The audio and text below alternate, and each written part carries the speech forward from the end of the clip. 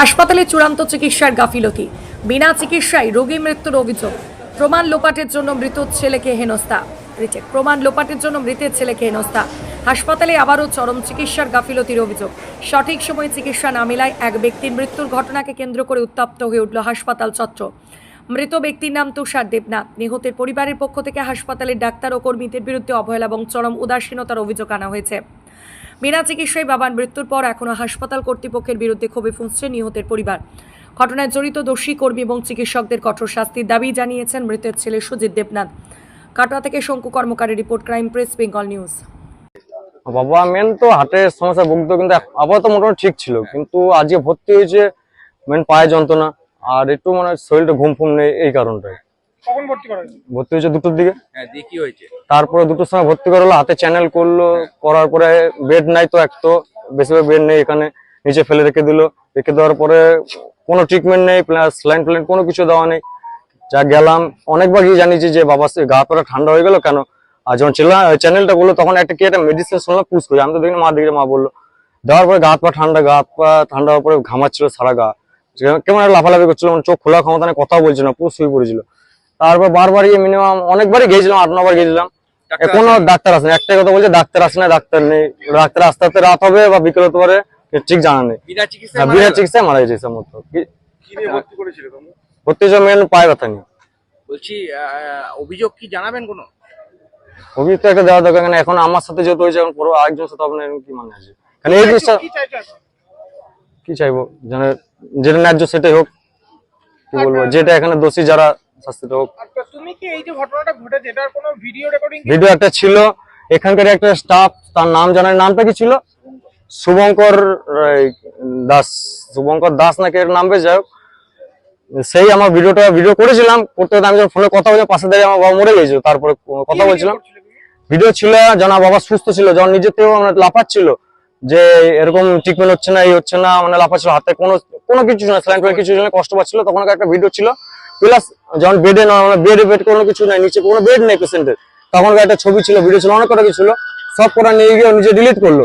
Plus আমি যখন নিজে পার্সোনাল রিসাইকেলে যেটা থাকে সেখানটা ডিলিট করতে চাইনি, আমার কাছে আবার ফোনটা কেড়ে নিলো, বলে দাদাগিরি করছিস তুই, তোকে থানায় ব্যবস্থা করা হবে, এই বলে আমার কাছে ফোনটা নিয়ে টোটাল রিসাইকেলে যা থেকে সব জায়গা থেকে ভিডিওটা ডিলিট করে নিলো, হুমকি দিল।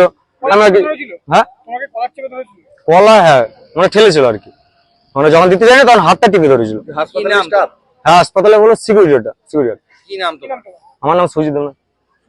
আচ্ছা, মারা গেছে তুষার দেবনাথ। কি হয়েছে বাবা বমিটা বন্ধ হয়েছে, বমিটা বন্ধ হওয়ার পরে দিয়ে তারপরে কি হলো, ওই সকালে যে ওষুধটা দেই সেই ওষুধটা আমি কি করে খাওয়াবো, দিয়ে ওকে একটু চা করে দিলাম।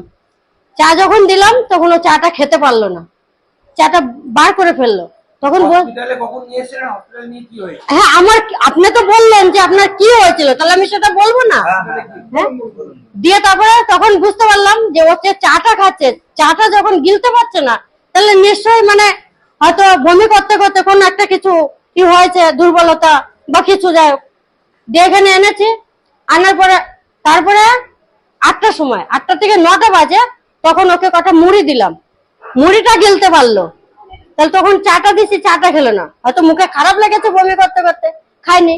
তো মুড়িটা যখন দিলাম তখন খেয়ে একটু জল খেলো, অল্প 2টো মুড়ি ভিজিয়ে দিলাম, দিয়ে খাওয়ার পরে জলটা খেলো। জলটা খাওয়ার পরে একটা ওষুধ ছিল দিলাম, গ্যাসের ওষুধ, দিয়ে খেলো। দিয়ে তারপর বলছে আমার না বমি বমি ভাব হয়, আমি এখন কিছু খেতে পারবো না। দিয়ে বললাম খেতে পারবে না কেন? বলছে হাত পা যেন কিরকম মানে যন্ত্রণা, শুধুই আমার যন্ত্রণা, কোন পাটা ডান পাটা, শুধু ডান পাটাই আমার যন্ত্রণা। দিয়ে বললাম যন্ত্রণা, তাহলে টিপে দিই। সারা রাত টিপলাম, শুধু যন্ত্রণা। তাহলে এমন হতে পারে যে বমি করছে, ক্লান্তি ভাবে যন্ত্রণা। হ্যাঁ, ভর্তি করার সময় আমি যখন এখানে নিয়ে আসি এমার্জেন্সি ঘরে, সেখানে এনে জিজ্ঞাসা করলো, যখন আনলাম কি হয়েছে, দিয়ে বললাম যে এরকম এরকম পেশেন্টটা রাত 3টার সময় বমি করেছে, 7টা 7টা নাগাদ বন্ধ হয়েছে। দিয়ে তারপরে আস্তে আস্তে দেখি পাটা যন্ত্রণা শুরু হয়েছে, একটাই পা, শুধু যন্ত্রণা, আর কোনো কিচ্ছু না, মাথা যন্ত্রণা না, বুকে ধরপড় নাই, কোনো ব্যথা না, জ্বালা না, কিচ্ছু না, শুধু পায়ে যন্ত্রণা আর বমি। যাক বমিটা বন্ধ হয়ে গেছে, তারপর তার বমি সারা দিনও করেনি। দিয়ে ওই যন্ত্রণার থেকে দিয়ে বললাম তাহলে আপনি কিছু ওষুধ দেন।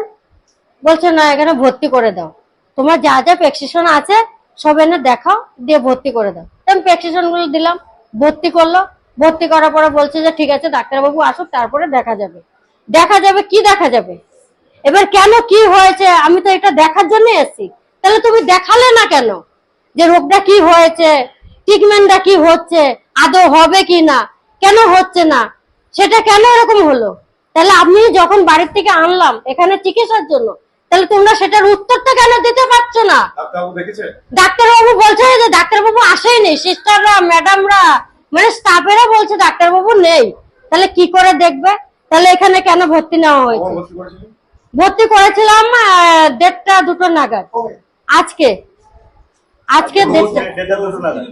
হ্যাঁ, কোনো ওষুধ না, ওই যে সিরিজটা বললে না, সিরিজটা বলছে আমরা ওষুধ দিয়েছি। ওষুধটা দিয়েছে কোথায় দিয়েছে? আমরা খাওয়াতে দেখলাম না কিছু না, শুধু সিরিজটার মধ্যে একটা ইঞ্জেকশন দিল। বিনা চিকিৎসায় মারা গেল? বিনা চিকিৎসায়, বিনা চিকিৎসা। আমি তো কোনো ওষুধই দেখলাম না। ও বলছে আমি সিরিজের মধ্যে ওষুধ দিয়েছি। তাহলে সিরিজের মধ্যে যদি ওষুধ দেয়, কোনো কিছু না, খালি সুইচ পোতা আছে, তাহলে ওষুধটা দিল কখন?